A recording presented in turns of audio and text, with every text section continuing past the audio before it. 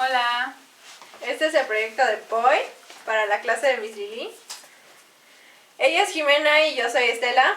Los temas de los que vamos a hablar es ética detectivesca, época de detectives, género policíaco y sus características, prosopografía y etopeya de los personajes, de acuerdo a su época y ética. Bueno, vamos a empezar con el código de ética de un detective. Bueno, el primer punto es que como que su objetivo es aumentar el bien de la sociedad porque como resuelven así como delitos y asesinatos o eso, entonces pues es para un bien de la sociedad. Investigaciones. Hacen investigaciones. Eso, pero de un asesinato. Sí, ya tú sabes. Sí. El segundo punto es que cumple las normas institucionales gubernamentales y aprovechan su presupuesto que les da el gobierno. Es decir, que pues... O quien los contrate. O quien los contrate, o sea que dan las cuentas claras y no andan como malgastando, por así decirlo. Bueno, el tercero es que reportan la información de manera abierta, o sea que pues lo que van descubriendo, pues te lo van diciendo, ni modo que no te lo digan, y así, para resolver el caso más rápido y mejor. Y otra cosa de eso es que si es como un asesinato, no es algo privado, lo dan a conocer en los periódicos para que todos sepan los detalles y cómo pasó, sus hipótesis y así, no lo andan escondiendo, solamente si es privado. El cuarto es que describe sus experimentos al pie de la letra, es decir, que cuenta su hipótesis, sus observaciones, sus conclusiones, todo lo que va haciendo lo va anotando conforme va. ¿Sí? El segundo es que... No, ¿cuál segundo? Digo, el quinto. Siguiente es que siempre va a citar el trabajo de otros. O sea que si toma alguna información de otra persona, pues lo tiene que decir, ¿no? Así como darle créditos, porque pues ni modo que se quede con todo, pues no, el crédito, y así. Bueno, hablábamos de que reportaba su información, pero en este siguiente punto es de confidencialidad. Confidencialidad. O sea, que quiere decir que si tú lo contratas, tú le vas a decir que no debe decir nada de tu caso porque es algo privado y es algo muy importante que pertenece al código y ética de los detectives. El siguiente es que va a revelar conflictos de interés, o sea que siempre va como que dar a conocer los puntos o cosas que sean como importantes para el caso y cosas así. El siguiente es que será tutor de aprendices. Aprendices. O sea que si yo estudié, no sé, bueno, antes no sé si se estudiaba, pero si yo estudié para eso, o sea, yo voy a ir a un negocio y el que es detective me va a enseñar cómo hacer las cosas y ese es un tutor. Bueno, el siguiente es que va a apoyar los resultados de sus aprendices, o sea que lo que sea que ellos hayan descubierto, pues les va a como dar también crédito y los va a apoyar en todo. Y así. Bueno, el último punto, eran 10, es que creará y mantendrá el ambiente del trabajo. Es decir que, bueno, lo que yo entendí en ese punto es que los casos siempre van a tener una similar estructura y siempre va a ser discreto, que es lo que mantendrá el ambiente del trabajo. O sea, siempre va a tener la misma actitud hacia... Bueno, o sea que siempre va a ser profesional, ya. Sí. Básicamente. Luego vamos a hablar de la época de los detectives. O sea, ¿cuándo surgió todo eso? Bueno, surgió en 1917 y desapareció en 1972. Bueno, después... está lo de las características. Bueno, antes de eso había el organismo policíaco la Comisión de Seguridad era el organismo más creíble que había durante esa época. Y en 1938 se conoció como servicio secreto. ¿Sí? Ajá. Después está, bueno, las características de los detectives. Es que, por ejemplo, su traje, bueno, riguroso traje, como Estelita. O sea, que es un traje como... ¿Como traje? Como de Sherlock Holmes, que es así como... Como muy cafecito. típico. Sí, muy y como antiguito, porque como eso de los detectives es muy viejito, pues eran los trajes diferentes, o sea, no eran así negros como ahorita, eran más como, ay, me negro. Sí se podía uno dar cuenta de quiénes eran detectives de acuerdo a su vestimenta. Sí, por su gorrita y la gabardina y todo eso. Y no traían lupa, pero, o sea, sí. No siempre una pipa, pero... Sí, pero sí traen su cigarrillo, era como algo... característico. Sí, característico de eso. Otra cosa sería, ¿qué dijiste? Ya dijo gabardina, sí dijiste gabardina. Su sombrero era algo corrito, pero era de ala ancha y en la obra se muestra esas características en Hércules Poirot, ya que muchos de los ingleses o detectives también se vestían así con sombrero y su gabardina y su cigarrillo y todo eso. Bueno, un punto de partida en común que tienen esto, bueno, lo de la época de los detectives, es que la ruptura del orden es existente.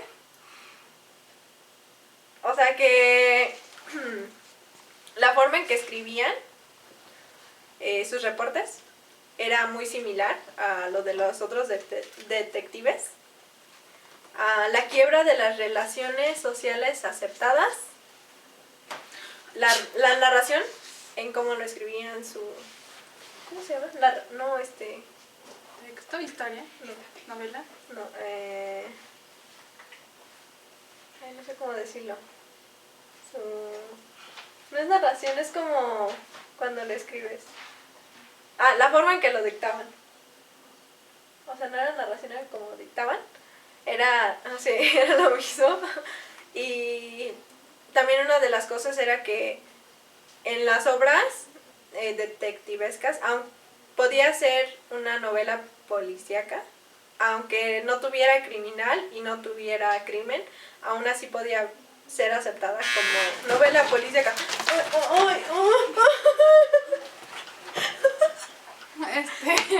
Bueno, ya lo último es que el primer libro escrito fue en los 20s. Se llamó Vida y Milagros de Pancho Reyes. Es escrito por Alfonso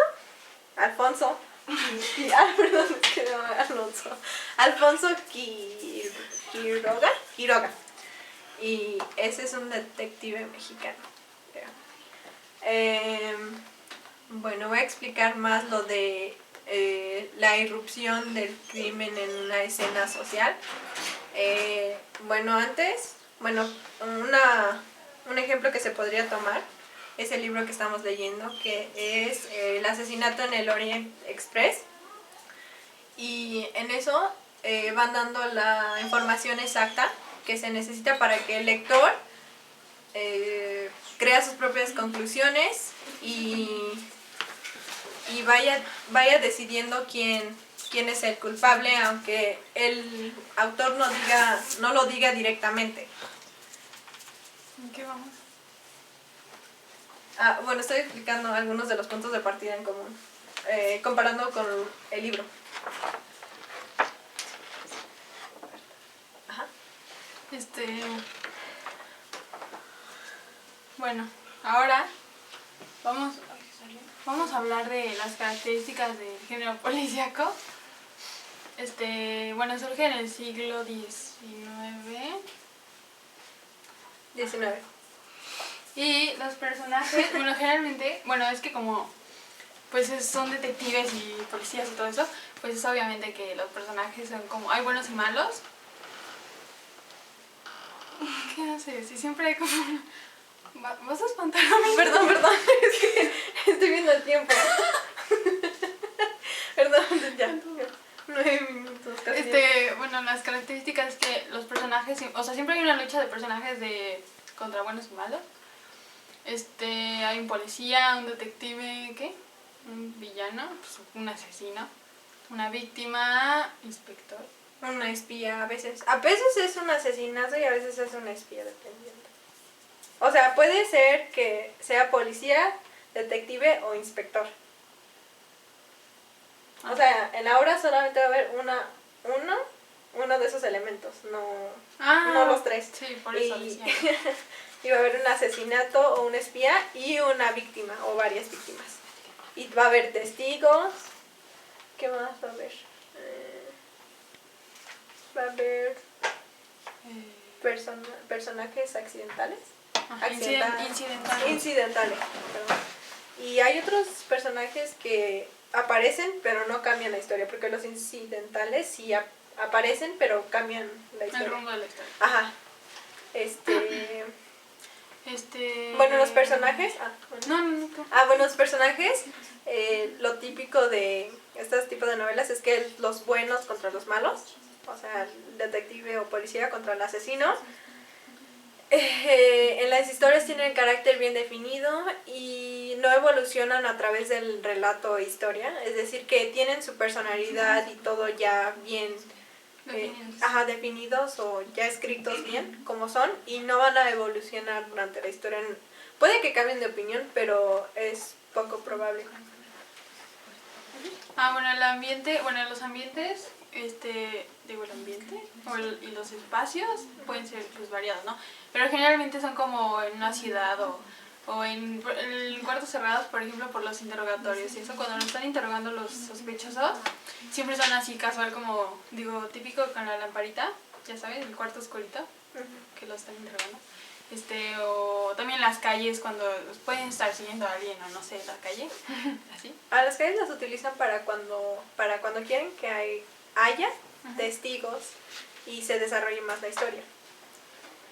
Y antes sí se usaban los espacios internos, pero entre más avanzan las novelas, más se ve la característica de que ya no es tan típico. O sea, ya expanden sus espacios, ya no se quedan con algo limitado. Yo voy a decir lo de la trama, que pues es narrativa porque describen todo lo que está pasando, lo que piensan, o también dependen del narrador, porque dijo que normalmente era en tercera persona. Sí. Ajá, porque en tercera persona porque tenías que saber qué estaba pensando cada uno de ellos, para que el lector, o lo que sea, estuviera consciente de todos los detalles para hacer su hipótesis sobre quién era el asesino o quién era la víctima del caso que estén resolviendo. Y la finalidad es estética, o sea que también usan palabras literarias para embellecer su texto, y usan muchas metáforas. ¿Qué hemos dicho? La sinestesia casi. ¿Hiperbata? Pero el hiperbata es donde... Bueno, la ventaja de que sea un narrador en tercera persona también es que si fuera, por ejemplo, un personaje el que está narrando la historia, pues no sabría cómo piensan todos los personajes. Entonces, pues como dijo Estelita, que sea en tercera persona pues te puede ayudar a como a entender mejor la historia y te sientes como más adentrado y es mejor. Sí. Otro de las características de la trama de estas novelas o obras es que la finalidad de esto es el entretenimiento, o sea, no son como obras científicas o que te enseñen algo, son más como por un hobby o algo así. Y algo que se ve mucho en esto es el suspenso que tiene el autor, y al final ya puede haber una revelación, o a veces algunos libros se quedan con un cabo suelto o un problema sin resolver, para que si siguen escribiendo otro libro que sea ¿cómo se dice? Saga, secuencia, saga, ajá, para que el lector se interese y quiera leer el otro libro. Sigue leyendo. Ajá. Como que te mantenga tu atención. Sí. Por ejemplo, en los libros de Agatha Christie, pues algo muy común que ella hace, pues es que a lo largo de la historia pues te va haciendo pensar que algunos personajes son culpables, pero pues nada que ver.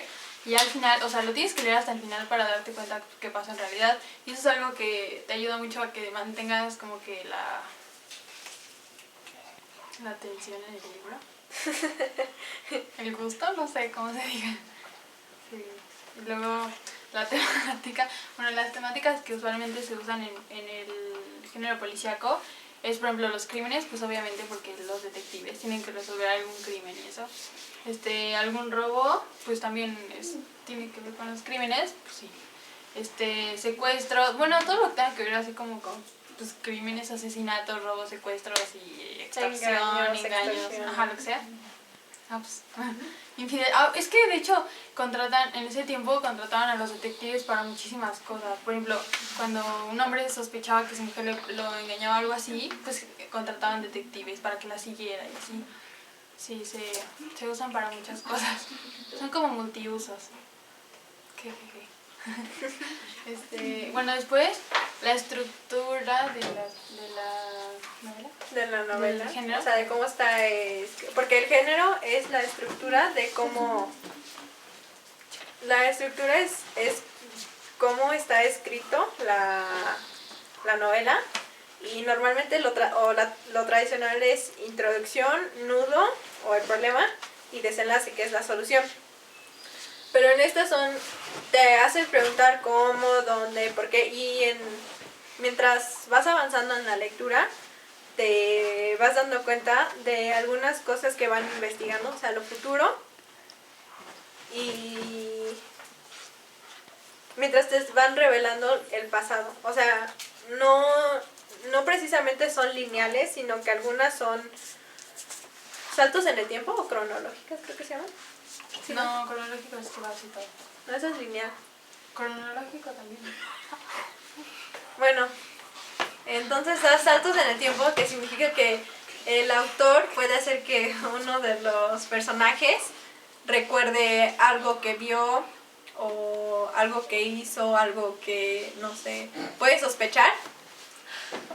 Algo que puede sospechar, y esto significa que no es lineal, sino que da saltos en el tiempo para mejor comprensión del lector. Ajá, porque por ejemplo en muchas novelas o cosas así de detectives, pues usan o sea, dicen cosas del pasado para que puedas entender cosas como del asesino, o sea, por qué es así o por qué hizo cosas así. Cosas así, entonces por eso se usa mucho el salto en el tiempo, para que puedas entender mejor la historia y así es más fácil. Ok, ahora les vamos a hablar ya mencionamos todo lo de ética detectivesca, época de los detectives, género policíaco y sus características, y ahora vamos a hablar de la prosografía y etopeya de los personajes de acuerdo a la época y ética. Bueno, del libro Asesinato en el Expreso de Oriente. Ajá. Bueno, hay varios personajes, los que se podría decir que son más importantes. Ajá, más importantes. Bueno, de hecho el principal es Hércules Poirot, que es el detective belga. Ajá. Y él sí sigue los códigos y es es adecuado. un gato. ¿Es un gato? No sé. O es mi papá. Bueno, pensé que era, no sé. Su vestimenta es muy como lo acabamos de explicar. ¿Cómo se dice? Es que, bueno, por ejemplo en el libro, pues como que todos se vestían así muy formales. Y sus modales eran como de ingleses. Es que eran muchos ingleses, entonces como ya sabemos, pues la cultura británica es como muy estricta y son muy bien comportados. Entonces en el libro, pues todos son así como muy, ¿cómo decirlo? Muy firmes, muy bien portados, muy decentes es la palabra. Sí. Bueno, en esta obra la víctima es Samuel Ratchet. Bueno, y se conoció, es un mafioso y se conoció como Cassetti, era su secreto que él mantenía, ¿no? Bueno, él es uno de los personajes que pues son principales porque es la víctima, obviamente. Ya mencionó Hércules Poirot, Arbuthnot, que era un general o coronel de un ejército de Bretaña o de Inglaterra. Inglaterra. ¿Quién más? Ah, el amigo de Hércules, por el Búho. Bow. Ajá, que era el que había creado la compañía de esos trenes, pero también era un sospechoso porque estaba a bordo. Sí, de hecho todos los que estaban ahí pues eran sospechosos. Bueno, otro sería Dragomirov, que es princesa y gran dama, pero no era muy atractiva, pero que decían que tenía una voz bella. Era Una fea. bella, pero que era muy fea. Muy fea. Y tenía una doncella que... Ajá, al principio de la historia se menciona esta doncella que está platicando con Arbut, ¿no? Ajá, bueno, también. ¿Es Constantine? No, se llama Hildegard Schmidt. Tiene un nombre muy raro. Ah, bueno, Otro posible sospechoso sería Masterman, que es el creador de Ratchet, o de Samuel. McQueen o Héctor, que era el intérprete y secretario de Samuel. también Greta Olson, que era una enfermera. Sí, o Foscarelli, que era un italiano y decían que él sabía manejar los cuchillos. Ajá, decían los que cuchillos. los italianos manejaban el arma blanca, que pues son los cuchillos. Sí, y yo pienso que esos serían como los personajes principales. Sí. Y bueno, ¿cuál es la Es que creo que prosopografía es prosografía. No, lo escribí mal. Prosopografía es lo físico. Y etopeya creo que era lo psicológico. Bueno, la parte interna de los personajes es que todos como que estaban en una conspiración, porque realmente todos fueron los que mataron a Samuel. Ajá, porque estaban relacionados con la familia de la bebé, ¿qué? ¿Daisy? Ajá, entonces todos como que se pusieron de acuerdo para matarlo. Y bueno, yo también diría que estaban muy reservados, ya que no querían revelar ningún secreto, y pienso que eso fue algo que afectó, o sea, no dejaron salir su personalidad o que te dieras cuenta de quién eran, sino que pues no mostraron mucho para que el lector no se diera cuenta de quién era. Ajá, y así.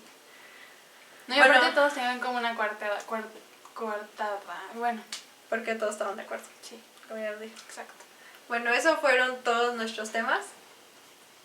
Y ya, pues en conclusión es una muy buena obra. Y muy, no complicada, sino interesante. Bueno, Adiós. gracias.